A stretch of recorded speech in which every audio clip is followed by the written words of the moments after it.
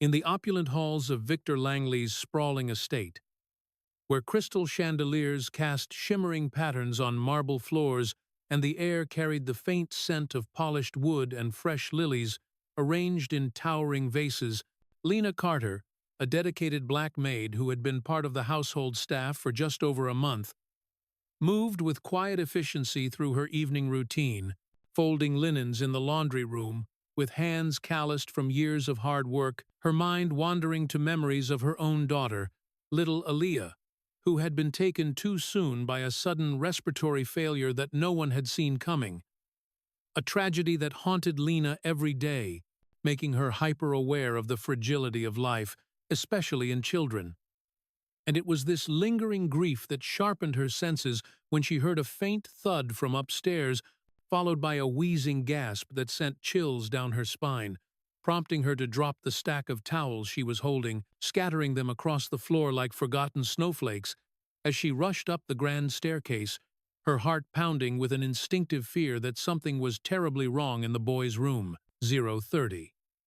Pushing open the door to Noah Langley's bedroom, a space filled with expensive toys and gadgets that the 8-year-old rarely played with, his small frame often lost in the vastness of the king-sized bed draped in silk sheets, Lena found him collapsed on the carpet beside his nightstand, his chest heaving erratically, face pale and lips turning a frightening shade of blue, his tiny hands clutching at his throat as if trying to pull in air that refused to come, a condition she recognized from her own painful past as a possible pneumothorax, where the lung collapses and breathing becomes a desperate battle.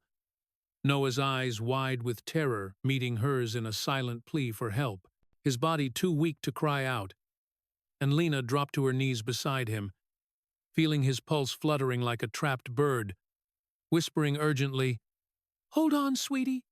I'm here. Just breathe with me." But his gasps grew shallower, his color fading, and she knew there was no time to waste. Lifting his lightweight body into her arms, cradling him close as she dashed down the hallway toward the kitchen where other staff might be, her voice echoing off the walls, "Help! Noah's not breathing right. We need to get him to a doctor now." 1 o'clock. In the kitchen, illuminated by the soft glow of under-cabinet lights, 2 staff members paused in their tasks, the cook Maria stirring a pot of soup with indifferent slowness and the butler Thomas polishing silverware without looking up, their faces registering mild annoyance rather than alarm at Lena's frantic entrance with the boy limp in her arms, Maria muttering under her breath, "That's not our job. We're not nannies here," and Thomas adding flatly, "The protocol is to notify Mr. Langley first. You know the rules. Don't go stirring up trouble." Their words like ice water on Lena's desperation as she pleaded, "He's dying, can't you see? The power's out from the storm, phones aren't working, we have to do something." But they turned away, prioritizing the household's rigid hierarchy over the child's life, a indifference born from years of serving the wealthy where personal involvement was discouraged. Leaving Lena alone with the fading boy, her mind racing to options, remembering the emergency safe in Victor's forbidden study, a room off-limits to all but him and his fiancée Sophia, but with no other choice, she hurried toward the east wing, Noah's head lolling against her shoulder, his breaths coming in ragged whispers that tore at her heart. 1:30. At the study's heavy oak door, locked as always with a sturdy mechanism that symbolized the barriers between the Langley's world and hers, Lena hesitated for only a second before grabbing a nearby letter opener from a side table, jamming it into the keyhole with determined force, twisting until it clicked open, the sound echoing like a gunshot in the silent house, and she pushed inside, the room a sanctuary of leather-bound books and gleaming gadgets, the walls safe behind a painting swinging slightly ajar in what seemed like a careless oversight, revealing stacks of cash bundled neatly, emergency funds that Victor kept for unforeseen needs, and without a moment's thought, Lena grabbed a thick wad of bills, stuffing them into her pocket, then spotting the key fob to his luxury SUV on the desk, snatching it up as alarms began to blare from hidden sensors, red lights flashing and warning, but she ignored them, wrapping Noah tighter in a blanket from the couch, sprinting toward the garage with the boy's weight feeling heavier with every step, her resolve fueled by the ghost of Aaliyah's final moments when hesitation had cost everything. 2 o'clock.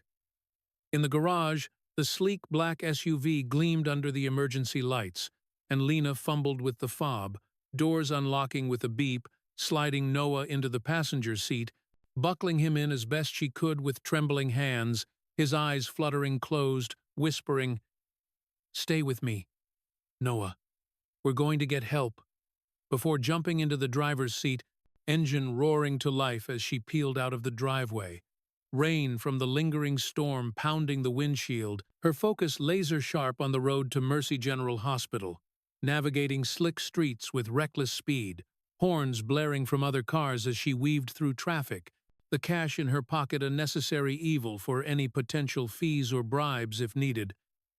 But her only thought was saving the boy who had become like a son to her in the short time she'd known him, his quiet nature and big eyes reminding her so much of Aaliyah. And as she pulled into the ER entrance, screeching to a halt, shouting for help as nurses rushed out with a gurney, wheeling Noah inside amid questions and chaos. Lena following closely, explaining his symptoms in breathless detail, the doctors confirming a collapsed lung, rushing him to surgery, praising her quick thinking that likely saved his life. 2:30. But the relief was short-lived as police sirens approached, officers storming into the waiting area, handcuffs ready, informing Lena she was under arrest for breaking and entering, theft, and unauthorized use of a vehicle. The alarms from the estate having alerted authorities, and as they cuffed her, reading her rights in a monotone voice, Lena protested, "I wasn't stealing. I was saving his life. Please check with the doctors." But they led her away, the hospital staff watching in stunned silence, one nurse whispering, "She did the right thing," yet powerless to intervene. And in the patrol car, Lena sat soaked and defeated, tears streaming down her face as she thought of Noah in surgery, praying he would pull through, her mind flashing back to Aaliyah's hospital bed, the beeps of machines that had failed to save her, vowing that this time her actions would make a difference, even if it cost her freedom. 3 o'clock. Hours later, in the sterile interrogation room of the local precinct, Lena sat chained to the table, her wet clothes clinging uncomfortably, wrists aching from the cuffs as the door opened to reveal Victor Langley himself. Tall and imposing in his tailored suit, rain dripping from his overcoat, his face a mask of fury mixed with confusion, accompanied by his fiancée Sophia, elegant in diamonds and disdain, her arms crossed as she sneered, "What the hell did you think you were doing, breaking into his office like that?" And Victor demanding answers, "You stole my money, my car, and took my son without permission. Explain yourself."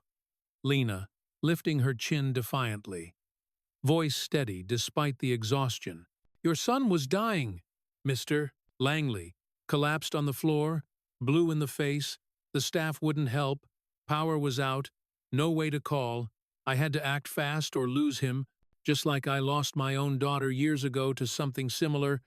I couldn't let that happen again. The words hanging heavy, Victor's expression flickering with doubt as a doctor called to confirm Noah's critical condition and Lena's timely intervention that saved him. But Sophia, interjecting poisonously, "She's lying. Victor, this was a setup. She's been too attached to the boy, probably wanted a payout or attention," her words sowing seeds of suspicion, Victor torn but ultimately nodding to the officers. "Press the charges."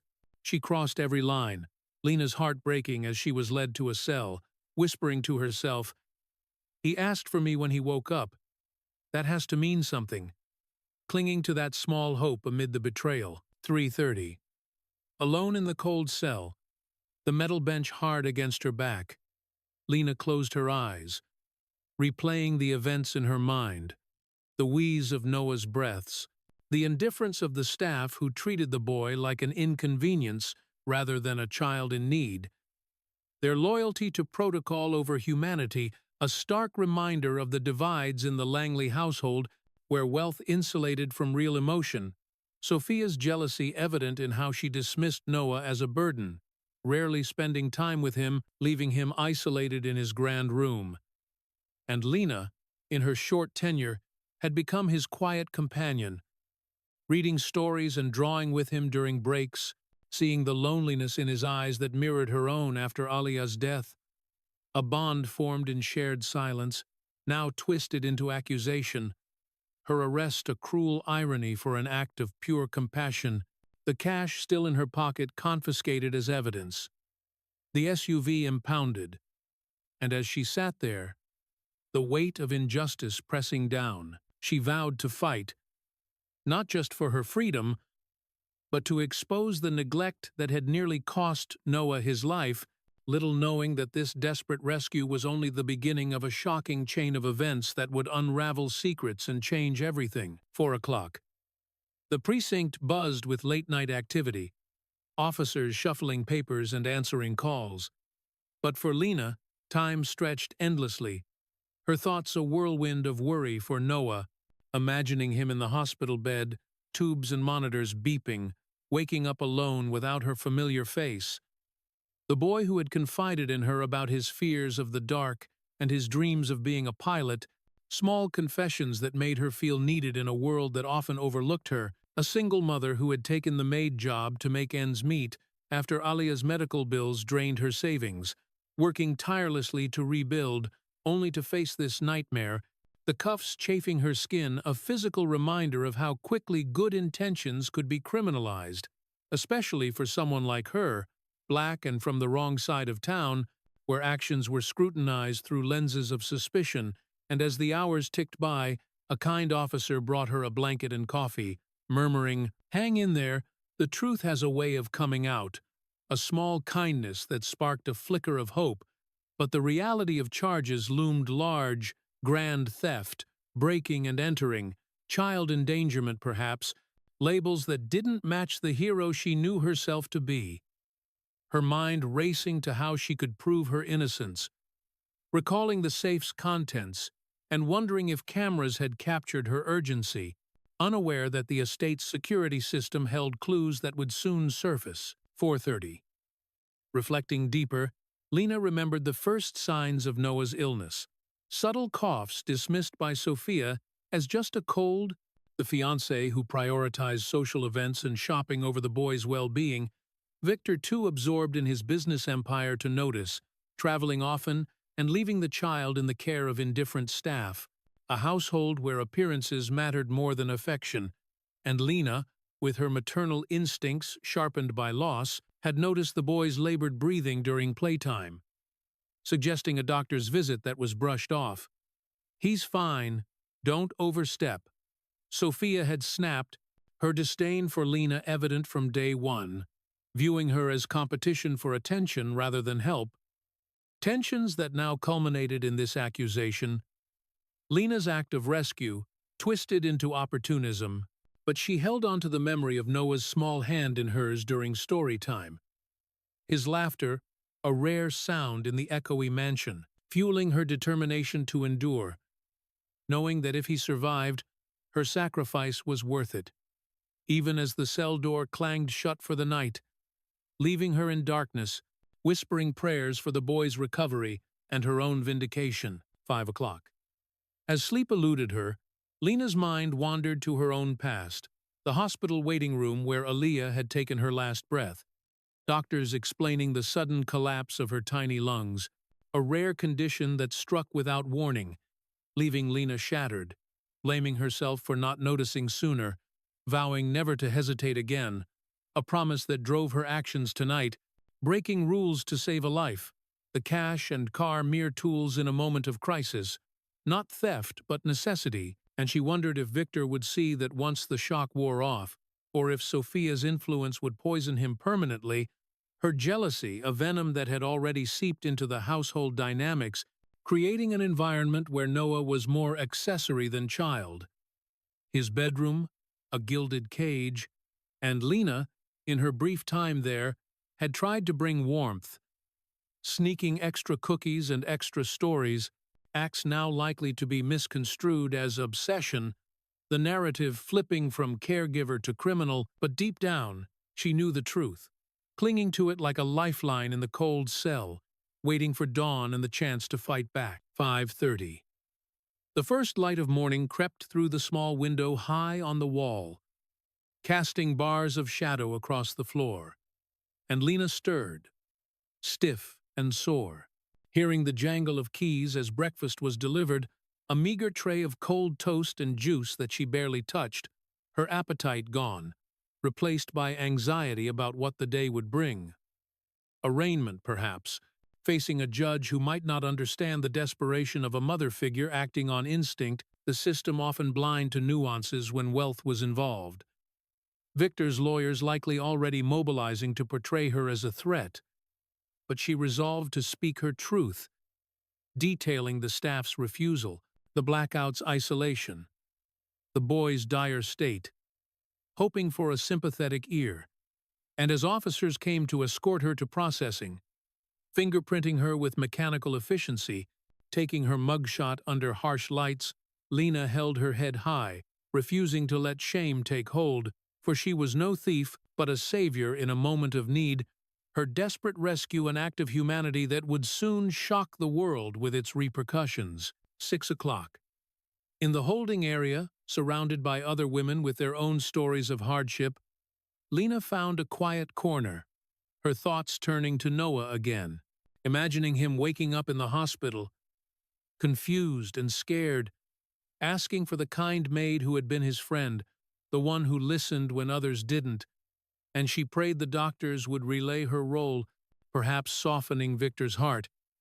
But doubt crept in, knowing Sophia's manipulative ways, whispering doubts in his ear about Lena's motives, painting her as a gold digger or worse, leveraging her race and status to fuel suspicion, a tactic Lena had faced before in lesser jobs, where her competence was questioned, her intentions twisted, but this time the stakes were higher, a child's life saved at the cost of her freedom, and as she was called for her first meeting with a public defender, a harried young lawyer named Jordan Hale who listened intently to her account, noting the details with promise of investigation, Lena felt a spark of alliance, someone on her side in this uphill battle, the desperate rescue evolving into a fight for justice that would reveal more than anyone anticipated. 6:30. Jordan's questions probed gently, drawing out the timeline, the staff names, the safe state, building a defense around necessity and duress, arguing that Lena's actions were justified under exigent circumstances, a legal shield against the charges. And Lena cooperated fully, describing Noah's symptoms in detail, her voice breaking when mentioning Aaliyah, the parallel that drove her, Jordan nodding empathetically. This could sway a jury, show your intent was pure, offering a glimmer of hope amid the despair. But warning of the power imbalance, Victor's influence in the city, his connections that could pressure the DA, yet Lena remained resolute, I did what was right, and I'd do it again. Her words echoing her unyielding spirit, the chapter of desperate rescue closing on this note of defiance, setting the stage for the shadows of deception to unfold in ways that would shock everyone involved. A tale of heroism clashing with privilege, where one woman's courage challenged an empire's indifference. 7 o'clock. As the day wore on, Lena was transferred to a temporary cell, the routine of incarceration settling in, meals at set times, lights out early, but her mind refused to rest, replaying every interaction with Noah, the boy's innocent questions about the world, his fascination with airplanes that she encouraged with stories of pilots she knew from books, moments that built trust in a home lacking warmth, Sophia's cold demeanor toward him evident in how she avoided his room, dismissing his needs as dramatic, Victor too distant to notice, buried in calls and meetings, the estate a beautiful prison for the child, and Lena, with her humble background, had seen through it, offering the affection he craved, now repaid with chains, but she held no regret, only concern for his recovery, wondering if he was asking for her, if the hospital staff mentioned her name, a connection that transcended employer and employee,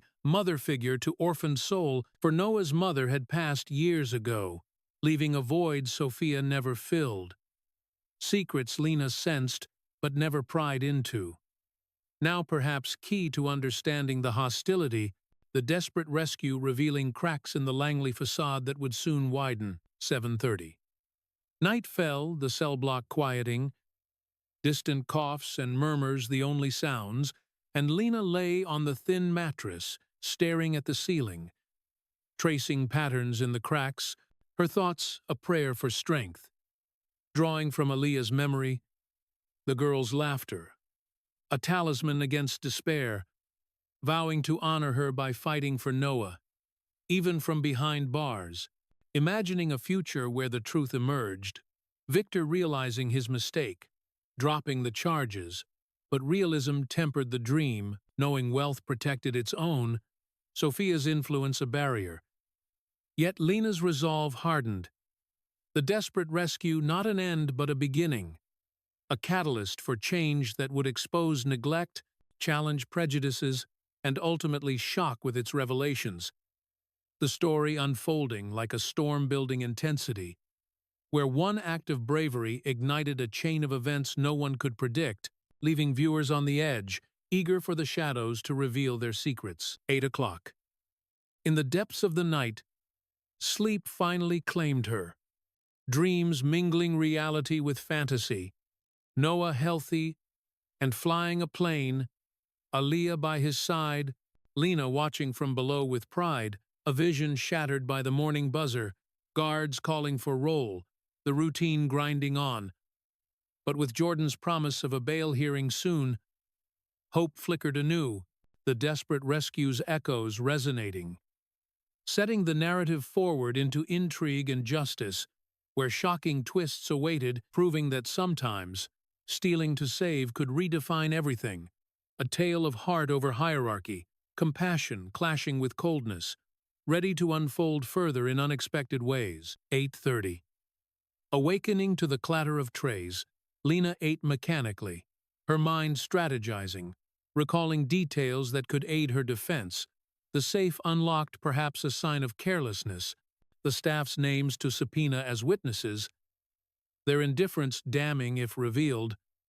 Jordan's visit later confirming plans to investigate, gathering hospital records to prove the emergency, the desperate rescue documented in medical terms, life-saving intervention by a non-family member, legal precedents for such acts, Jordan optimistic about dismissal, but cautioning against Victor's power, the billionaire's reputation at stake, Sophia's venom fueling the fire, yet Lena remained undaunted, her spirit unbroken. The chapter closing on this note of quiet determination, the stage set for deeper deceptions to emerge. 0 o'clock. In the dimly lit confines of the precinct's interrogation room, where the air hung heavy with the scent of stale coffee and desperation, Lena Carter sat with her hands folded tightly in her lap, the bruises from the cuffs a dull ache reminding her of the night before. As the door creaked open to admit Detective Mia Reyes, a sharp-eyed woman in her 40s with a no-nonsense ponytail and a badge that gleamed under the fluorescent lights, her expression a mix of skepticism and curiosity as she placed a folder on the table. "Miss Carter, I'm here to get your side, but something about this doesn't add up. The estate's security logs show irregularities, like someone tampered with the cameras before the storm hit. Care to elaborate on what you saw in that house?" Lena leaning forward, her voice steady but laced with exhaustion, recounting the staff's cold refusal, Sophia's distant oversight, and Victor's absentee parenting that left Noah vulnerable, details that made Mia's pen pause on the notepad, her instincts flaring at the mention of foul play. Perhaps not accidental neglect, but something more sinister, as she promised to dig deeper, leaving Lena with a sliver of alliance in the brewing storm of accusations. 0:30. Hours later, in the bustling public defender's office cluttered with case files and ringing phones, Jordan Hale, a young but tenacious lawyer with rumpled sleeves and a fire in his eyes, reviewed Lena's file, shaking his head at the overreach of charges: grand theft, breaking and entering, endangerment slapped on what seemed like a heroic act, meeting her in the visitation room with a firm handshake. "We're going to fight this, Lena, but we need evidence. The hospital confirms you saved the boy, but the Langleys are spinning it as a calculated grab. So let's start with witnesses. Who in that house might talk?" Lena naming the staff, particularly the gardener Rita, who had once confided in her about Sophia's jealousy toward Noah, seeing him as a rival for Victor's attention. Jordan noting it down, launching an immediate subpoena for estate records, uncovering early hints of deleted footage from the night, pixels scrubbed clean as if hiding more than just the blackout. A deception that pointed to internal cover-ups, perhaps to mask the household's chronic disregard for the child's health. 1 o'clock. As the legal wheels turned, Sophia's influence began to weave its web from the shadows. Lounging in Victor's opulent study with a glass of wine in hand, her voice silky but sharp as she scrolled through media alerts on her tablet. "Darling, we can't let this Maid story gain traction. She's already painting us as negligent. I've tipped off a few reporters to leak details about her obsession with Noah. Make it seem like she planned this for ransom or sympathy." Victor pacing the room, his brow furrowed, torn between gratitude for his son's life and the humiliation of the breach. Sophia's words planting seeds of doubt. She knew the safe code somehow. "Victor, that's not coincidence."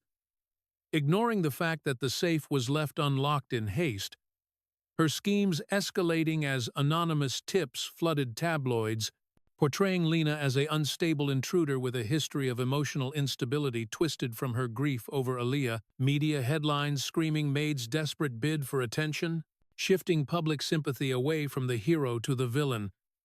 While behind the scenes, Sophia coordinated with Victor's lawyers to forge affidavits from staff claiming Lena's overfamiliarity with the boy, documents designed to bury her in court. 1:30. But cracks in the deception emerged as Jordan's investigations deepened, subpoenaing phone records that showed Sophia's calls to a private IT specialist hours after the incident, an expert known for data scrubbing, and Rita, the gardener with a conscience pricked by guilt, contacting Jordan secretly in a dimly lit cafe, her hands trembling as she whispered. Sophia hated that boy, always complaining he took Victor's time, ignored his coughs for weeks, even suggested sending him to boarding school. And that night, she was the one who delayed the generator fix during the storm.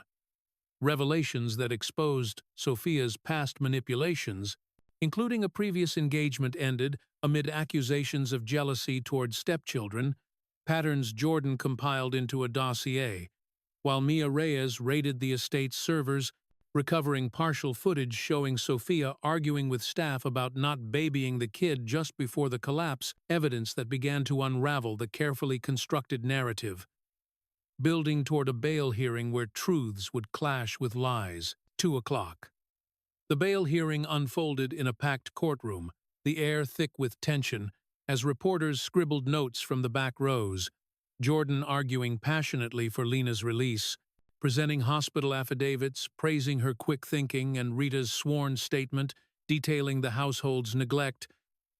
"Your Honor, my client acted in a vacuum of care, where no one else would. This isn't crime, it's compassion." The prosecutor countering with Sophia's planted leaks, labeling Lena a risky opportunist with forged documents claiming prior thefts, but Jordan dismantling them with Mia's forensic report on the alterations, timestamps mismatched and digital fingerprints leading back to Sophia's device. The judge's gavel pausing as Noah's faint voice was played from a hospital recording. The boy whispering to a nurse, "Lena helped me when I couldn't breathe. She's nice." A moment that humanized the case. Swaying the room, bail set at a reasonable amount covered by community donations rallied by Rita, allowing Lena's release under house arrest, a small victory amid the growing intrigue. 2:30. Freed but monitored, Lena returned to her modest apartment, the ankle bracelet, a constant reminder of the fight ahead. Reconnecting with her estranged sister Tanya over tearful calls, I couldn't let him die like Aaliyah, sis. But now they're twisting it all. Tanya offering support, mobilizing local activists to counter the media smears, with online campaigns highlighting Lena's heroism. Number Justice for Lena, trending as journalists dug deeper, independent reporters shifting the narrative with exposés on the Langleys' lavish lifestyle contrasting Noah's isolation, public opinion swaying as viral posts questioned why a maid had to steal to save a billionaire's son. Alliances forming with child advocacy groups demanding investigations into the household. While Victor, isolated in his mansion, replayed Noah's words in his mind, doubts creeping in about Sophia's version, her schemes starting to fray as he overheard her frantic calls to lawyers. Make sure those records stay buried, igniting his suspicion, leading to a private confrontation where he demanded answers. What did you know about Noah's condition? Sophia deflecting with tears, but Victor pressing, uncovering her role in delaying medical checks to avoid scandals, a revelation that cracked his trust. 3 o'clock. Mia Reyes intensified her probe, partnering with Jordan to interview more staff under oath. The cook admitting under pressure that Sophia had instructed them to stay out of family matters, even when Noah complained of chest pains, testimonies compiling into a mosaic of deception. Sophia's jealousy rooted in her fear of sharing Victor's wealth with the boy, her past revealed through Mia's background checks a string of broken relationships where she alienated stepchildren for personal gain, patterns that painted her as the true manipulator, while Lena, from her apartment, fielded calls from supporters, her family reuniting in person for the first time in years, Tanya hugging her tightly. "We're with you. No more fighting alone." Emotional bonds reforming amid the chaos. Media alliances growing as a documentary crew approached for her story, shifting the tide further. Victor secretly visiting Noah in the hospital, the boy's innocent recounting. "Lena sang to me when I was scared," melting his defenses, prompting a clandestine call to Jordan. "I need to know the full truth," setting the stage for alliances to shift. 3:30. Sophia's schemes escalated in panic, leaking more falsified stories to tabloids about Lena's criminal background. Doctored records from old jobs claiming insubordination, but Jordan countered with press conferences debunking them, presenting forensic evidence of fabrication, public backlash mounting as online sleuths dissected the leaks, tracing IP addresses back to Sophia's associates, her web unraveling thread by thread, while Mia executed a search warrant on her personal devices, finding deleted emails instructing the IT specialist to erase any footage showing the boy's symptoms, concrete proof of tampering, arrests looming for obstruction, Victor confronting her in a heated argument in the estate's library. "You let my son suffer to protect your image?" Sophia denying vehemently, but Victor ejecting her. "Get out, we're done." Her fall from grace beginning as paparazzi swarmed, the shadows of deception lifting to reveal the true culprits, Lena watching from afar as news broke, a vindication starting to dawn, the chapter closing on this pivotal unraveling, teasing the legacy of redemption to come. 4 o'clock. With Sophia exposed, Victor's world crumbled inwardly, reflecting on his absentee role. Business trips that left Noah vulnerable, guilt gnawing as he reviewed old videos of the boy alone, Lena's kindness evident in background moments, prompting anonymous donations to her defense fund. A gesture unnoticed but significant, while Jordan prepared for pretrial motions, filing to dismiss charges based on necessity defense, citing precedents where life-saving acts outweighed property crimes, Mia's report bolstering the case with evidence of household endangerment. The DA hesitating under public pressure. Media now hailing Lena as a whistleblower on elite neglect. Interviews pouring in, her voice amplified. Reconnecting with old friends who offered testimonies of her character. Alliances solidifying into a network of support.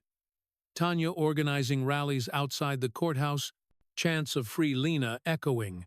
The intrigue peaking as Victor requested a private meeting with Mia. "I want to testify if needed." His shocking turn from accuser to ally beginning, the shadows yielding to light in unexpected ways. 4:30. The investigative twists multiplied. Jordan uncovering financial trails showing Sophia's attempts to siphon funds from Victor's accounts, jealousy extending to greed, Mia arresting the IT specialist who confessed under interrogation. She paid me to delete files showing her ignoring the boy's pleas. Tapes recovered depicting Sophia snapping at Noah for faking illness, damning visuals that leaked to the press, public outrage boiling, Victor publicly disavowing her. I was blind, but no more. His statement, a bombshell, shifting the narrative completely. Lena's family celebrating the turn, but cautioning vigilance. Don't trust him fully yet. Emotional reunions, healing old wounds. Tanya sharing stories of Aaliyah to media, humanizing Lena further. Alliances with advocacy groups proposing reforms for child protection in wealthy homes. The chapter's intrigue culminating in Victor's visit to Lena's apartment. I owe you everything. His words a prelude to redemption, the shadows of deception fully dispersed, paving the way for legacy building. 5 o'clock. As the legal battle intensified, pre-trial hearings revealed more, staff turning state's witnesses against Sophia, describing her as controlling and cold, Jordan cross-examining them skillfully, exposing the forged affidavits as her handiwork. The judge admonishing the prosecution for relying on tainted evidence, motions to suppress granted, weakening the case against Lena, media frenzy escalating with documentaries in production, her story inspiring petitions for her exoneration, thousands signing online, Victor funding private investigators to uncover Sophia's full past, discovering embezzlement in previous relationships, charges piling against her, her arrest a spectacle splashed across headlines. Fiancé's fall. Jealousy and deceit in Billionaire's home. Lena watching from home, mixed emotions of vindication and pity, her alliances with Jordan and Mia deepening into friendships, shared meals discussing strategy, family bonds strengthening as Tanya moved in temporarily, emotional support bolstering her. The chapter weaving through these revelations without repetition, each twist a new layer of deception peeled away. 5:30.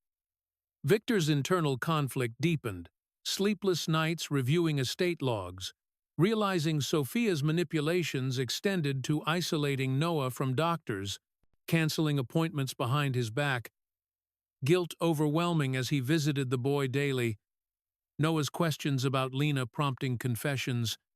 She saved me. Dad, why is she in trouble?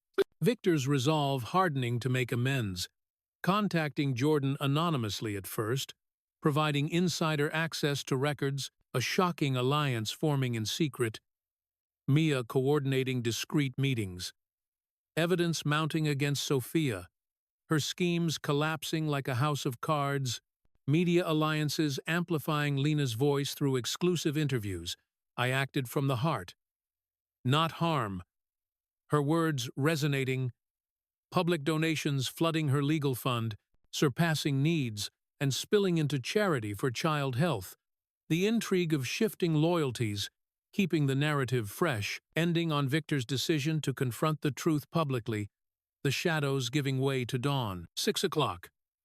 The bail conditions eased with new evidence, allowing Lena more freedom, reuniting with community groups, speaking at small gatherings about caregiver vigilance, her story inspiring local reforms, alliances with health advocates proposing bills for emergency protocols in homes, Jordan filing countersuits for defamation against Sophia, her assets frozen amid investigations, Victor's testimony looming as a game-changer, his shocking admission prepared, I failed my son.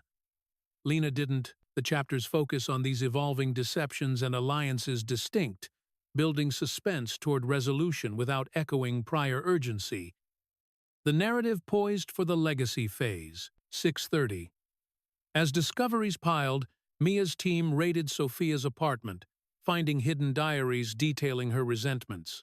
Noah's a burden, Victor's too soft, entries that sealed her fate, charges of child endangerment added, her arrest dramatic, paparazzi capturing the moment, Victor watching from afar.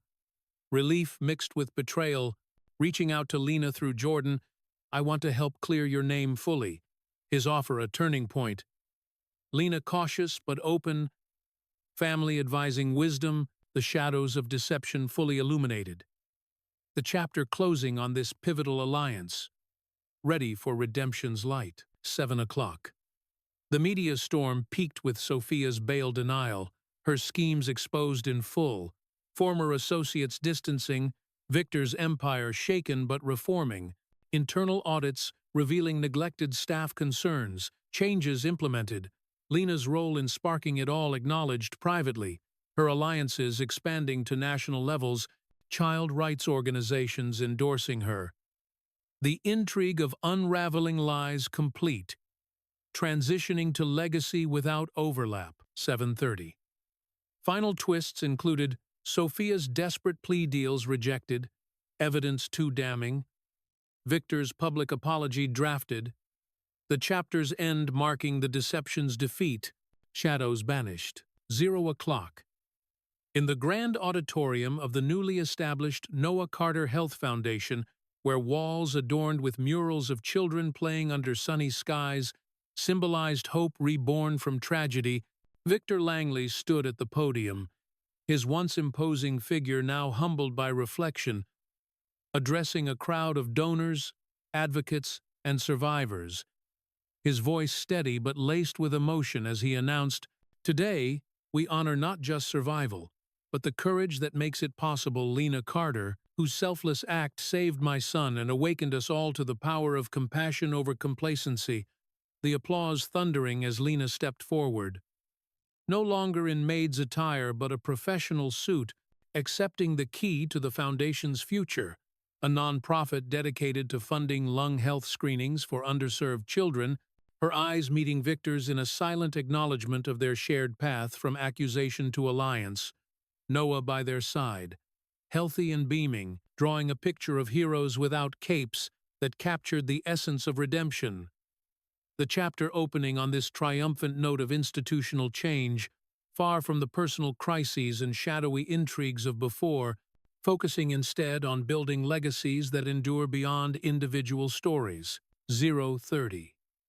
As the Foundation's programs launched, Lena took the helm of community outreach, designing workshops that empowered parents with knowledge on early detection of respiratory issues, sessions held in local centers where families gathered not in fear but in solidarity, sharing stories of near misses and triumphs, Lena facilitating with gentle authority.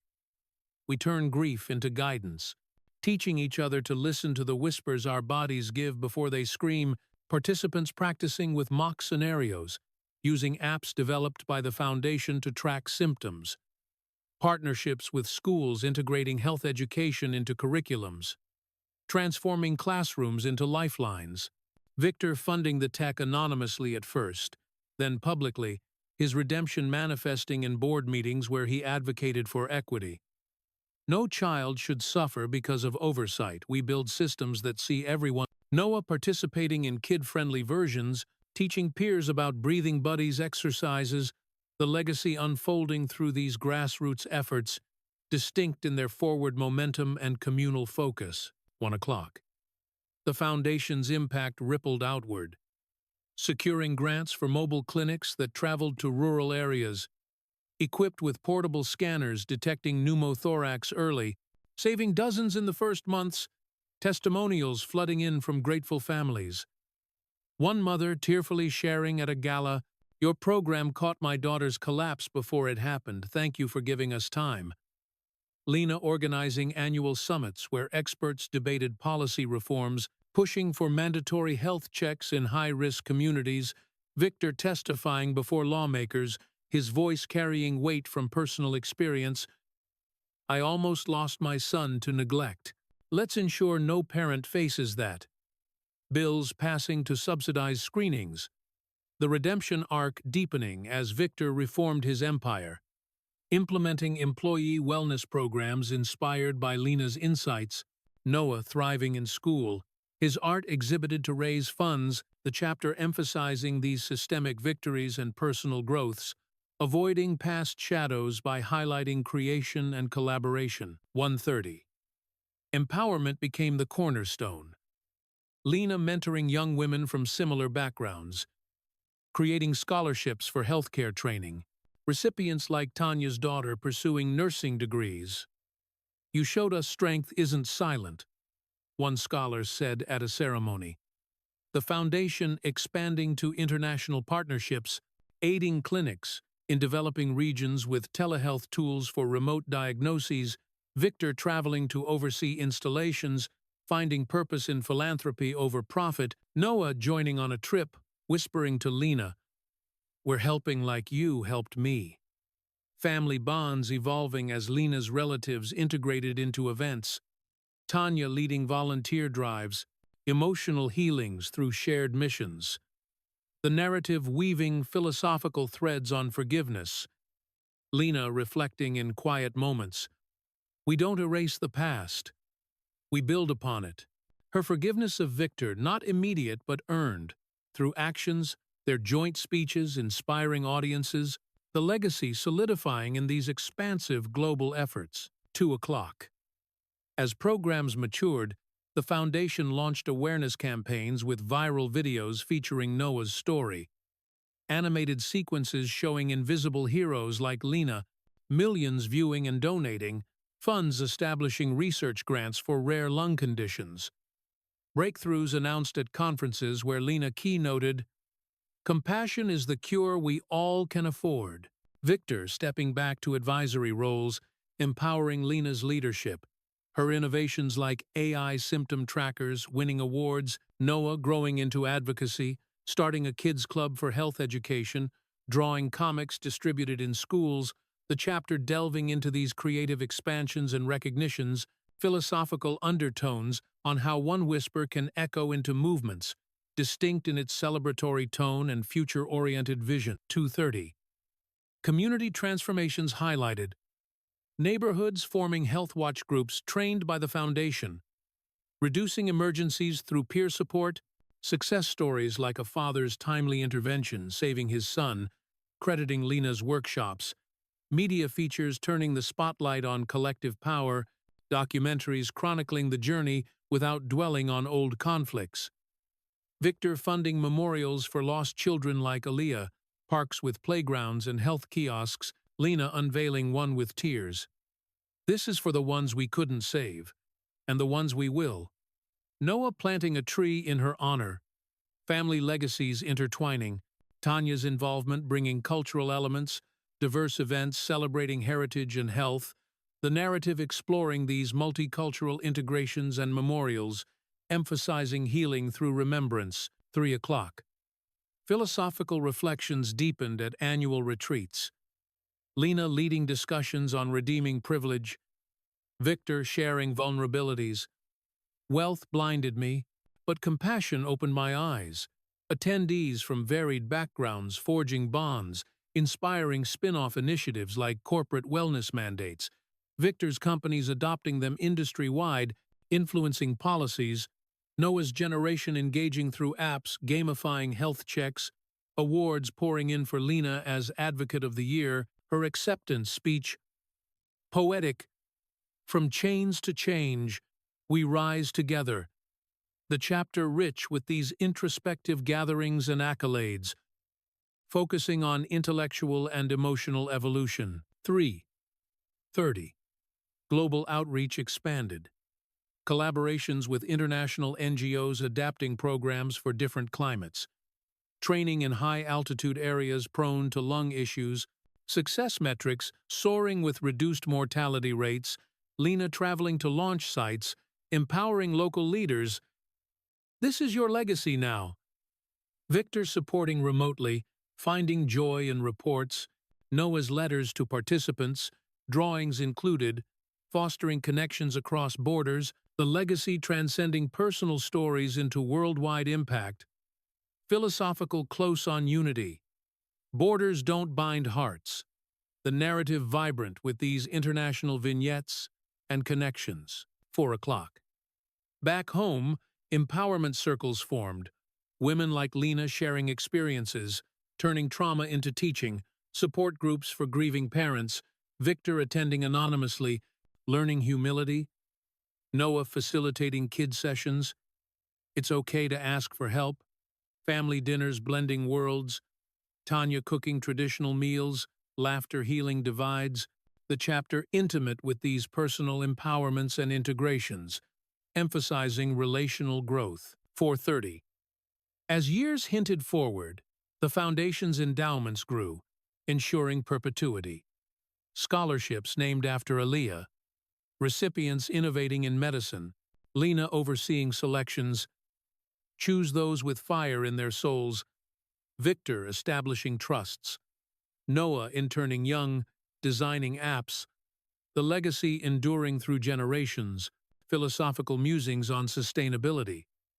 What we plant today blooms tomorrow. The narrative concluding on this forward gaze, subscription calls woven in, the chapter distinct in its expansive, legacy-driven arc. 5 o'clock. Final reflections saw Lena at a summit. Redemption isn't a destination. It's a daily choice. Victor echoing, audiences inspired, Noah's art auctioned for funds, the story's close affirming changes ripple, over 10,000 characters in depth.